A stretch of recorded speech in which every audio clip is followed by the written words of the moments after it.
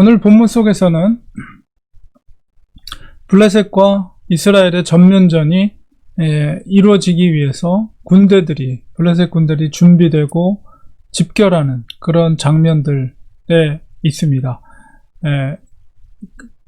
아무리 아기스가 왕으로서 역할을 했지만 당시에는 지역적인 족속들, 수령들에 의해서 군대가 움직였고 또 그런 연합체들 형식으로 되어 있었기 때문에 아무리 아기스가 블레셋의 왕이라 할지라도 그 수령들의 족장들의 말을 무시할 수가 없었어요. 문제가 뭐냐면 다윗이 굉장히 난처한 입장에 처하게 되었는데 이 아기스 수하에 있었던 다윗은 블레셋과 이스라엘의 전면전 전투 속에 이제 출정할 수밖에 없는 상황이 되었습니다. 그리고 아기스가 이제 다윗을 신임하고 있었고 다윗도 아기스에게 충성하는 그런 모습을 보였습니다. 그래서 그 전면전 전쟁 가운데 아기스는 다윗의 무리를 같이 출정시켜서 그 블레셋의 군대 가운데 소집하고 있는 와중에 이 블레셋의 수령들이 다윗을 본 거예요. 그리고 600명의 그 히브리 사람들을 같이 보고 나서 도대체 이게 어떻게 된 일이냐. 지금 히브리 민족과 같이 전투를 벌이는데 우리 블레셋 군대에 히브리 사람들이 있다는 게 말이 되냐 하면서 다른 방백들이 아기스 왕에게 있을 수 없는 일이라고 이렇게 그런 불만의 얘기를 하게 됩니다. 사실 다윗이 난처할 수밖에 없는 것이 전쟁 가운데 참전을 해도 이스라엘과 싸울 수 없는 상황이죠. 이스라엘을 어떻게 죽일 수 있겠어요? 그리고 만약에 전쟁에서 빠져나간다 한다면 그것 또한 아기스에게 신임을 받고 있었던 입장에서 그가 전쟁에서 만약에 동족이기 때문에 일부러 자기가 먼저 빠져나간다면 그것도 역시 블레셋에서 머물기가 안 좋은 상황에 처할 수밖에 없습니다. 그래서 이러지도 저러지도 못하는 난처한 입장 속에 있었는데 하나님께서는 다윗을 정말 놀랍게도 많은 경우의 수 중에서 가장 좋은 상황으로 다윗을 보호하시고 그 전쟁에서 빼어내시는 것을 보게 됩니다.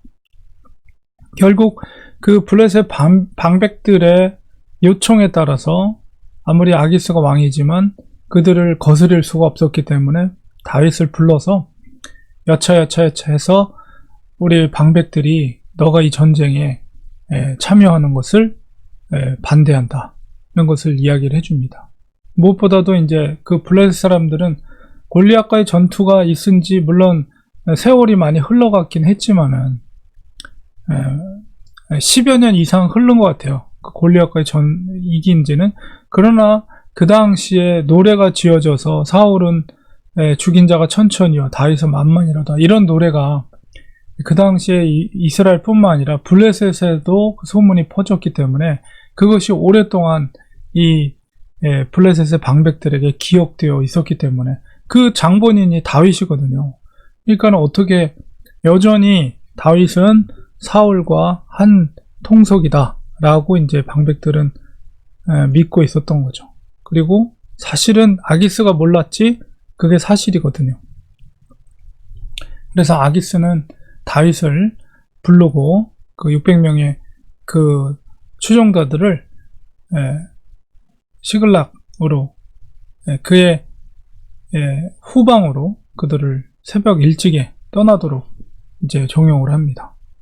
그 속에서 이제 아기스는 다윗을 신임을 했고 오히려 6절에 보면 여호와께서 살아계심을 두고 맹세하노니 그 다윗이 섬기는 신의 이름을 들어서 너가 정직하다 이렇게 하면서 그를 이렇게 인정해 줍니다. 그래서 아기스가 하나님을 믿었다는 건 아니지만 그만큼 다윗을 신뢰했기 때문에 다윗이 믿는 신의 이름을 들어서 그에게 그의 신실함을 이렇게 인정하고 있죠. 근데 사실은 아기스가 이제 속고 있는 거죠. 사실은 어쨌든 하나님께서는 그 상황 속에서 다윗을 빼어냅니다. 그리고 다윗은 떳떳하게 아기스에게 내가 무엇을 하였기에 내가 이 전쟁에 참여하는 것을 못하게 하십니까? 하면서 오히려 자기가 전쟁에 참여하고자 하는 의지가 있는 것처럼 또 그렇게 또 표현을 합니다. 아기스에게. 그래서 아기스에게 뭔가 더 신뢰를 이제 쌓게 하는 것이죠. 그러나 어쨌든 방백들의 말을 듣고 다윗을 그 새벽에 빨리 부하들과 함께 블레셋으로 돌아갈 것을 종용하고 그들이 돌아가게 됩니다. 그러니까 모든 경우의 수 중에서 가장 좋은 상황을 하나님께서 만들어 주셨고 다윗을 안전하게 전쟁에서 빼내게 하십니다. 전쟁을 하면 상대방을 죽이든가 내가 죽든가 이럴 수밖에 없어요. 전쟁에서는 거짓을 행할 수가 없죠. 그 전쟁에서 서로를 죽이지 않는다면 뭐 도망가거나 그래야 되는데 그럴 수가 없는 상황에서 하나님은 그들의 생명을 보호했을 뿐만 아니라 그들이 또한 그들의 자존심이라든가 그런 상황을 또 조금도 상하지 않고 그 전쟁에서 빼어내게 됩니다. 그리고 더 중요한 것은 이 상황 가운데 있을 때 지금 아말렉에 의해서 시글락에 있던 처자들이 그리고 재산들을 다 도륙당하는 건 아니고 빼앗기고 이제 그들이 탈취해 간 그런 상황이 지금 펼쳐지고 있는데 만약에 다윗이 이 전쟁에 출정해가지고 전쟁을 치르게 됐다면 아마 그 아말렉에 의해서 처자들이 다 붙잡혀가고 다시 돌이킬 수 없는 상황에 처할 수 있게 됐는데 일찍 전쟁에서 하나님께서 빼주게 함으로 인해서 그들을 구출할 수 있는 아말렉으로부터 구출할 수 있는 시간을 하나님께서 벌게 하신 거죠. 그러니까 여러모로 하나님이 정말 적절하고 가장 좋은 모습으로 다윗에게 유리한 쪽으로 하나님께서 일을 이루게 하셨다는 것을 우리가 알 수가 있습니다. 의인의 길을 하나님이 지켜주십니다. 이게 우연이 아니라 하나님께서 다윗과 함께 하셨기 때문에 그 적국에 있는 블레셋에 있으면서도 하나님이 그를 보호하시고 지켜주신 것이다. 그를 도와주신 것이다. 이것을 우리가 알게 됩니다.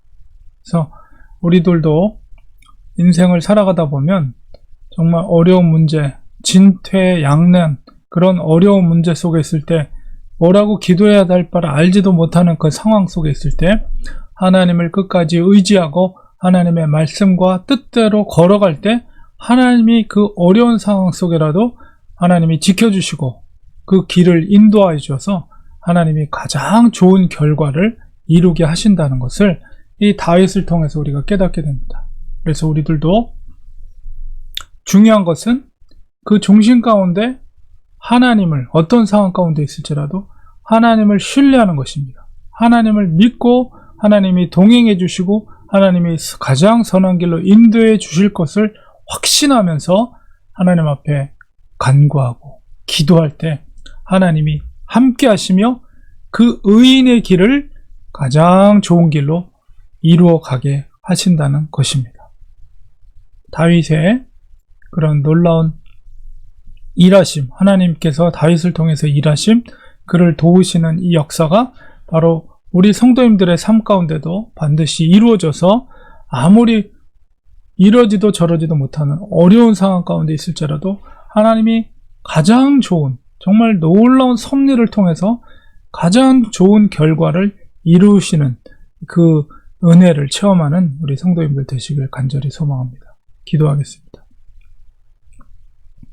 하나님, 이스라엘과의 블레셋과의 전면전 속에서 다윗은 내심 이러지도 저러지도 못하는 어려운 상황 가운데 있을 때 하나님께서는 다윗이 스스로 그 전쟁을 피하지 않더라도 바로 방백들에 의해서 자연스럽게 그 전쟁에서 하나님께서 다윗을 지켜주시고 또한 다윗이 그의 가족들을 또한 지킬 수 있는 그런 놀라운 찬스를 하나님이 허락해 주셨습니다. 이것은 절대 우연이 아니라 하나님이 다윗과 함께 하시며 그 어려운 상황 가운데 있을지라도 주님께서 가장 좋은 결과를 허락해 주신 것을 보게 됩니다. 하나님, 우리의 삶 가운데도 신실하게 하나님을 끝까지 의지하게 하시고 인간의 도움을 구하는 것이 아니라 먼저 하나님께 무릎 꿇고 하나님 앞에 간절히 기도할 때 하나님이 도우시고 또 축복해 주시고 그 가장 좋은 결과로서 우리에게 인도해 주실 것을 믿고 우리가 하나님을 신뢰하는 하나님의 사람들 되게 하여 주시옵소서. 예수님의 이름으로 기도드리옵나이다. 아멘.